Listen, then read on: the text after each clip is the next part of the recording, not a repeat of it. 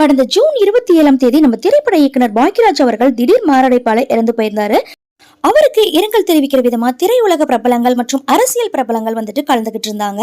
அந்த விதத்துல பாத்தீங்க அப்படின்னா நம்ம சிஎம் விஜய் அவர்கள் பாக்யராஜ் அவர்களுக்கு நேர்ல போய் அஞ்சலி செலுத்திட்டு பாக்யராஜோட மனைவி பூர்ணிமா மற்றும் அவருடைய மகன் சாந்தனு இவங்க 2 பேருக்கும் தன்னுடைய ஆறுதலை தெரிவிச்சிட்டு வந்திருக்காங்க.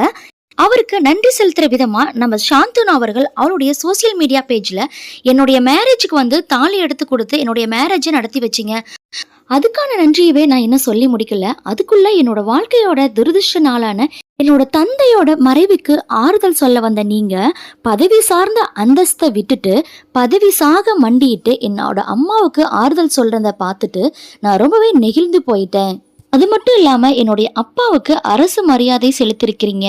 மரணத்திலும் மரியாதை ஒரு கலைஞனுக்கான இமலாய பாக்கியம். அது என்னுடைய அப்பாவோட பெயருக்கு ஏத்த மாதிரி கம்பீரமான மரியாதையை என்னுடைய அப்பாவுக்கு நீங்க கொடுத்திருக்கீங்க.